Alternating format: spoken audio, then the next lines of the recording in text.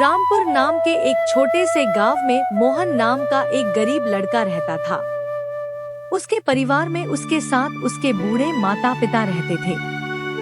सोहन का परिवार बहुत ही गरीब था। उनके पास ना तो कोई जमीन थी, नहीं खाने के लिए कोई साधन था। सोहन दिन भर मजदूरी करता और उससे जो कुछ भी कमा पाता उसी से अपने पूरे परिवार का पेट भर लेता। यह देखकर सोहन के माता पिता बहुत दुखी होते। हमारे पास ना अपना घर है और ना ही अपनी कोई जमीन। हमारा बेटा दिन भर दूसरों के खेतों में मजदूरी करता है और उसके बदले भी उसे बहुत कम पैसे मिलते हैं। हम दोनों अपने बेटे पर बोझ बन रहे हैं। परेशान मत हो रीमा, हमारा बेटा बहुत मेहनती है, भगवान सब देख रहा है। सोहन ने कभी किसी के साथ गलत नहीं किया, वह ईमानदारी से मेहनत करता है। उसने बचपन से बहुत परेशानियां देखी है, पर उसने कभी हार नहीं मानी। एक दिन हमारा बेटा भी बहुत धन कमाएगा और उसकी सारी परेशानियां दूर हो जाएंगी। सोहन हमेशा सोचता था कि आज भले ही उसकी किस्मत उसका साथ ना दे रही हो, पर उसे यकीन था कि अगर वह मेहनत करता रहेगा तो एक दिन उसका भाग्य भी बदलेगा और उसकी सारी परेशानियां खत्म हो जाएंगी। एक दिन सोहन लालाराम जमींदार के खेत पर काम कर रहा था। लालाराम पास के एक पेड़ के नीचे बैठा था। सोहन अपने काम में लगा हुआ था। तभी उसने देखा कि लालाराम बहुत ही उदास है और गहरी चिंता में डूबा हुआ है। लालाराम को उदास देख मोहन तुरंत लालाराम के पास गया और बोला, क्या हुआ मालिक, आप बहुत उदास लग रहे हैं। मुझे ऐसा लग रहा है जैसे आप किसी गहरी चिंता में हैं। कुछ हुआ है, मुझे बताइए, क्या पता मैं आपकी कोई सहायता कर सकूं। सोहन की बात सुनकर लालाराम को गुस्सा आ गया और वह सोहन से गुस्से में बोला, अरे तू मेरी क्या सहायता करेगा? तू खुद अपनी सहायता कर सकता है क्या? अगर तू किसी की सहायता करने के काबिल होता तो क्या तुझे 2 वक्त के खाने के लिए आज मेरी जमीन पर काम करने की जरूरत पड़ती? चल यहाँ से जा, अपना काम कर और मुझे परेशान मत कर। सेठ जी, ऐसा नहीं है, यह सब वक्तव्य की बात है। सब किस्मत का खेल है और इंसान को अपनी मेहनत पर विश्वास रखना चाहिए। आज भले ही किस्मत मेरे पक्ष में ना हो, लेकिन अगर मैं ईमानदारी और लगन से मेहनत करता रहूंगा तो किस्मत भी एक दिन मेरी तरफ झुक जाएगी। मेहनत और धैर्य से तकदीर के दरवाजे खुलने में देर हो सकती है, लेकिन मेहनत कभी बेकार नहीं जाती। मोहन की बात सुनकर लालाराम बहुत प्रसन्न हुआ। तेरी बातें सुनकर मन को एक सुकून सा मिला है। इतनी परेशानियों में भी तू अपनी जिंदगी खुश होकर काट रहा है। सेठ जी, यह सब मेरे पिता की सीख है। जब भी मैं किसी चीज के लिए अपने पिता से जिद का था तो मेरे पिता हमेशा मुझे यही समझाते थे, बेटा सोहन, हमारे पास इतना धन नहीं है कि मैं तेरी हर इच्छा पूरी कर सकूं, लेकिन एक बात हमेशा याद रखना, जिंदगी भी मौसम की तरह होती है। कभी यह धूप की तरह खुशियों से भरी होती है, कभी ठंड की तरह कठिनाइयां लाती है और कभी बारिश की तरह परेशानी आती है। लेकिन जैसे हर मौसम बीत जाता है, वैसे ही जिंदगी के मुश्किल हालात भी गुजर जाते हैं। बस धैर्य और हिम्मत बनाए रखना जरूरी है, क्योंकि एक दिन सब कुछ ठीक हो ही जाता है। अरे वाह, लगता है तेरे पिता बहुत ही नेक इंसान हैं। किसी दिन मैं भी उनसे जरूर मिलूंगा। मालिक, क्या हुआ है? आप एक बार मुझे साफ साफ बताइए, क्या पता आपकी परेशानी का कोई हल मिल ही जाए। अरे सोहन, एक बहुत बड़ी परेशानी में फंस गया हूँ। मुझे अपनी परेशानी का कोई भी हल नजर नहीं आ रहा है। सेठ जी, एक बार मुझे बताइए तो क्या पता आपकी परेशानी का कोई हल निकल ही जाए। सोहन, हमारे गांव में मेरे पिता की एक पुश्तैनी जमीन थी जो काफी पीढ़ियों से हमारे पास थी। उस पर मेरा और मेरे भाई का हक है, पर हमारे गांव के ही 2 बाप बेटों ने उस पर कब्जा कर लिया है। मैं पुलिस थाने में केस दर्ज कराने की सोच रहा था, लेकिन गांव के बहुत बड़े बड़े लोग उनके साथ हैं। मैं कितनी भी कोशिश कर लूं, लेकिन मैं उन लोगों का कुछ नहीं बिगड़ पाऊंगा। अब तो उन लोगों ने उस जमीन पर खेती भी शुरू कर दी।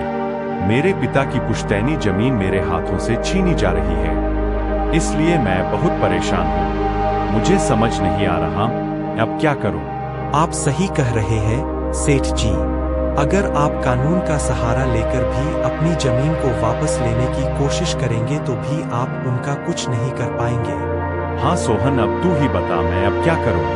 मैं तो सोच सच कर परेशान हो गया हूँ। मेरी पुश्तैनी जमीन छीनी जा रही है और मैं कुछ भी नहीं कर पा रहा। सोहन ने कुछ देर सोचा और कहा, मालिक आप चिंता मत कीजिए, हर परेशानी का कोई ना कोई हल जरूर होता है।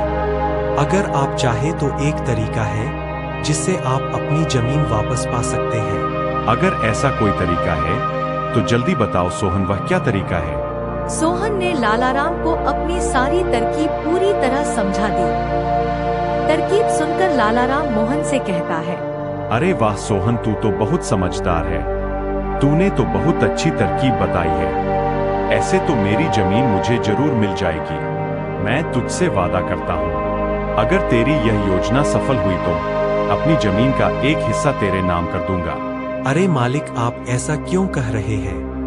आप मेरे मालिक हैं। आपकी वजह से मुझे अपने घर के लिए 2 वक्त का खाना मिल जाता है। आपकी मदद करना तो मेरा फर्ज है। मुझे आपकी जमीन नहीं चाहिए। ठीक है सोहन, तुम बहुत नेक इंसान हो। कल से तुम इस काम पर लग जाओ। सोहन फिर से खेत में अपने काम पर लग जाता है। अगले दिन सोहन जगत और विनोद नाम के उन बाप बेटों के पास पहुंच जाता है जिन्होंने लालाराम की जमीन पर कब्जा कर रखा था। नमस्कार सेठ जी। जी मैं यहाँ से गुजर रहा था तो पास के लोगों ने बताया कि आपके यहाँ काम के लिए मजदूर की जरूरत है। क्या आपके यहाँ मुझे भी कोई काम मिल सकता है? अरे अरे कौन हो तुम? तुमसे किसने कह दिया कि यहाँ मजदूर की जरूरत है? यहाँ किसी मजदूर की जरूरत नहीं है। सेठ जी मैं एक मजदूर हूँ, पास ही के एक गांव में रहता हूँ। काम की तलाश में इधर उधर भटक रहा हूँ। हर दिन कहीं ना कहीं काम मिल जाता है। बस उसी काम को करके अपना पेट पालता हूँ। कभी खेती कर लेता हूँ तो कभी कोई मजदूरी। यह तो ठीक है, पर हमारे यहाँ फिलहाल कोई काम नहीं है। सेठ जी मैंने तो सुना है कि आप लोग इस गांव के सबसे बड़े जमींदार हैं। आपके पास बहुत सारी जमीन है, इसलिए आपके यहाँ हमेशा मजदूरों की जरूरत रहती है। इसलिए मुझे लगा कि यहाँ मुझे कोई ना कोई काम जरूर मिल जाएगा। अरे भाई मैंने कहा ना, यहाँ किसी भी मजदूर की जरूरत नहीं है। इसका मतलब लालाराम सेठ आपके बारे में सही कह रहे थे। लालाराम ने हमारे बारे में क्या कहा? अरे कुछ नहीं सेठ जी, चलिए तो मैं चलता हूँ। सेठ जी आपके यहाँ तो कोई काम नहीं है, मैं अपने लिए कहीं और कोई काम देख लेता हूँ। सोहन वहाँ से जाने लगता है। तभी जगत विनोद ने सोहन को रोककर यह पता लगाने के लिए बोलता है कि लालाराम ने सोहन को उन लोगों के बारे में क्या बताया है। अरे भाई इधर आओ, शायद तुम्हारे लिए हमारे पास एक काम है। सोहन तुरंत उनके पास चला गया और बोला, धन्यवाद सेठ जी, बताइए क्या काम है? आप जो भी काम बोलेंगे हर काम करने के लिए तैयार हूँ। आखिर बूढ़े माँ बाप का पेट पालना है। अरे सब्र रखो, काम तो हम तुम्हें बता ही देंगे। पहले यह बताओ कि लालाराम हमारे बारे में क्या कह रहा था। सेठ जी मैं पहले लालाराम सेठ के यहाँ काम करता था, पर वह बहुत ही कंजूस और बदतमीज आदमी है। मैं उनके यहाँ दिन रात मेहनत करता, पर इतनी मेहनत करने के बाद भी वो मेरी सही मजदूरी नहीं देता था। इस बात पर कल मेरी उससे बहस हो गई थी। फिर क्या हुआ? लालाराम ने हमारे बारे में क्या कहा? जब मेरी सेठ लाल आराम से बहस हो रही थी तब उसने ने मुझे कहा कि पूरे गांव में उनसे ज्यादा मजदूरी कोई नहीं दे रहा। तो मैंने गुस्से में कह दिया कि गांव के सबसे बड़े जमींदार जगत सेठ और विनोद सेठ सबसे अच्छी मजदूरी देते हैं, इसलिए उनके यहाँ हमेशा काम करने वालों की भीड़ रहती है। हाँ भाई बिल्कुल सही कहा था।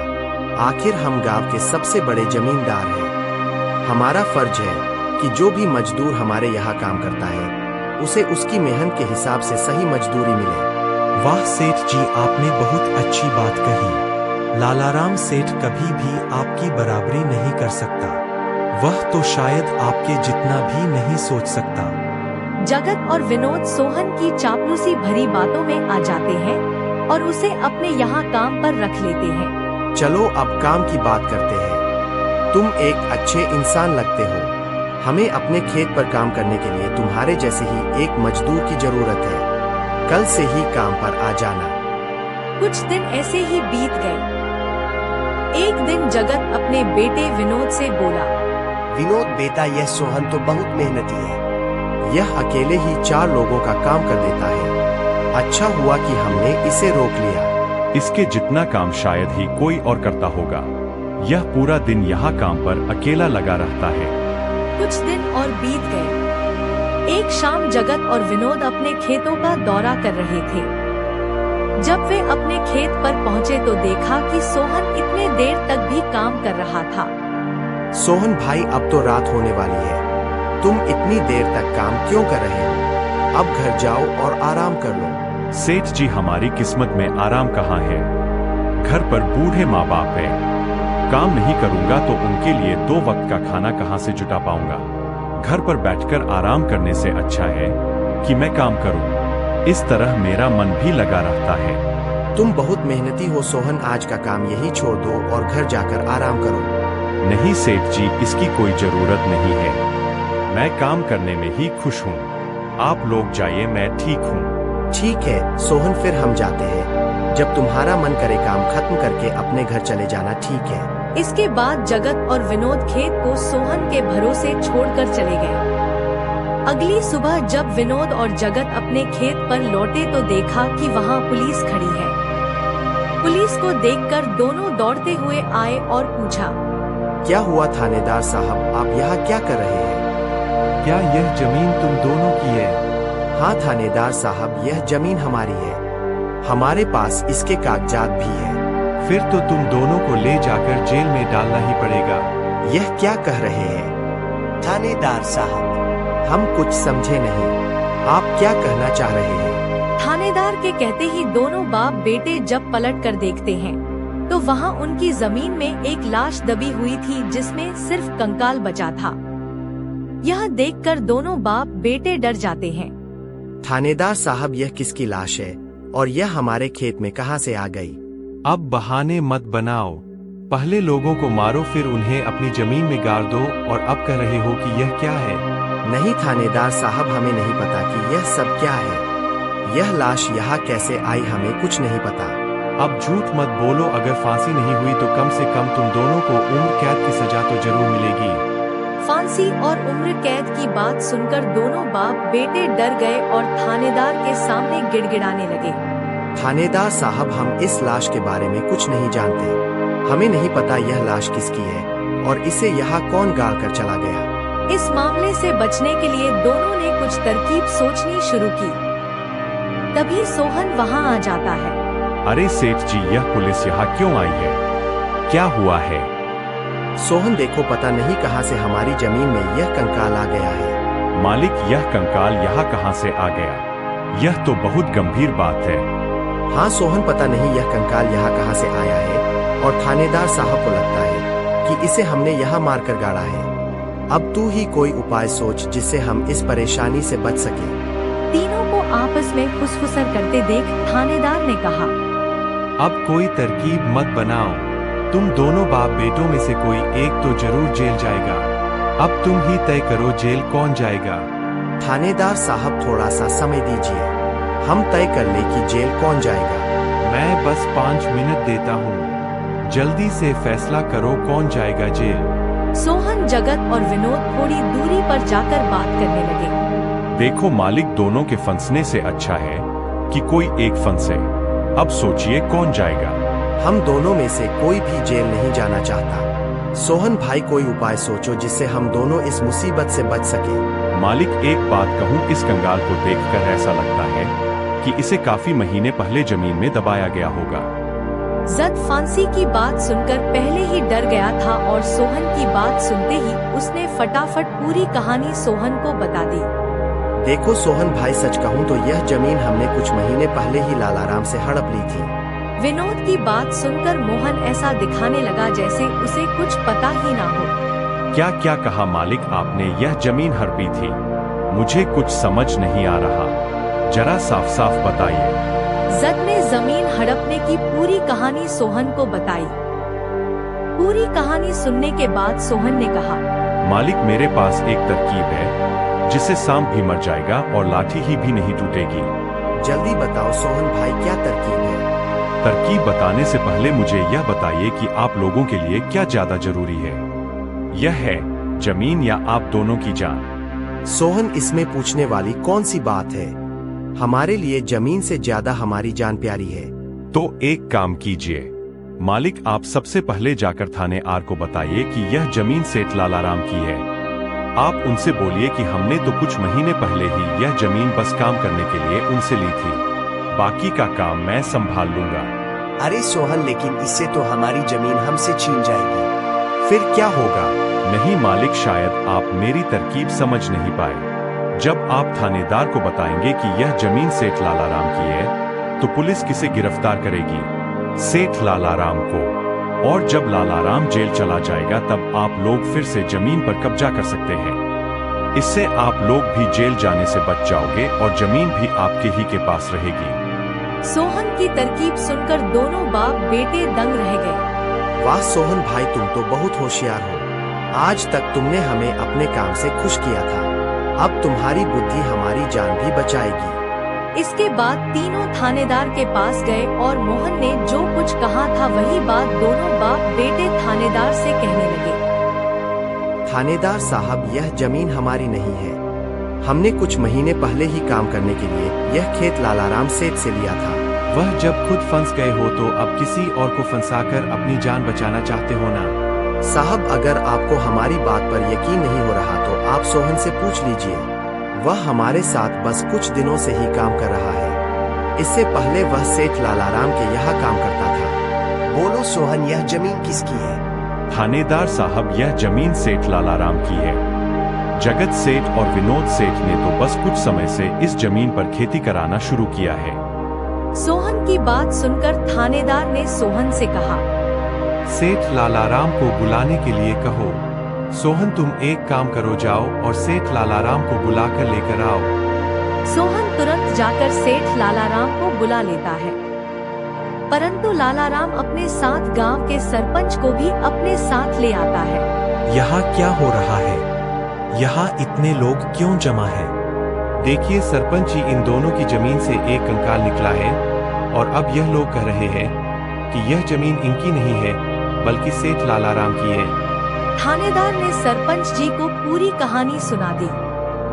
अपने आप को फंसा देख जगत ने सरपंच से कहा, नहीं सरपंच जी, यह जमीन हमारी नहीं है। हम यहाँ बस कुछ समय से काम कर रहे हैं। आप हमारे मजदूर मोहन से पूछ लीजिए। हाँ थानेदार साहब, यह जमीन सेठ लालाराम की है। मैं कैसे मान लूं कि यह जमीन लालाराम की है? हमारे यहाँ का थानेदार तो कह रहा था कि इस जमीन पर कोई केस चल रहा है और इस जमीन पर तुम्हारा कब्जा था, और अब तुम कह रहे हो कि यह जमीन लालाराम की है। नहीं साहब, हमने लालाराम के साथ धोखा किया था। हम बस इस जमीन को हड़पना चाह रहे थे, लेकिन अब हमें यह जमीन नहीं चाहिए। अगर आप चाहे तो हम केस भी वापस ले लेंगे। थानेदार साहब आप जाइए, बाकी का काम अब हम संभाल लेंगे। सरपंच के कहने पर थानेदार वहां से चला जाता है। सरपंच ने लालाराम से कहा, अब बताओ यह कंकाल यहाँ कैसे आया? तुमने किसे मारकर यहाँ गाड़ा है? अरे साहब, यह तो नकली कंकाल है। इन दोनों ने मिलकर मेरी जमीन हड़प ली।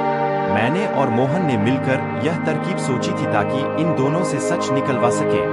लालाराम की बात सुनते ही दोनों बाप बेटों के पैर तले जमीन खिसक गई। यह हम दोनों की साजिश थी, इन लोगों के मुंह से सच निकलवाने के लिए। सोहन को इस योजना में शामिल देखकर दोनों बाप बेटों को समझ आ गया कि यह सब सेठ लालाराम और मोहन की मिली भगत थी। दोनों बाप बेटों के पास अपनी गलती मानने के सिवा कोई चारा नहीं था। हमें माफ कर दीजिए सरपंच जी, हम लालच में आ गए थे। हमें माफ कर दीजिए। हम आज के बाद यह गलती कभी नहीं करेंगे और यह जमीन भी सेठ लालाराम को वापस दे देंगे। जगत और विनोद दोनों सरपंच और सेठ लालाराम से माफी मांगने लगे।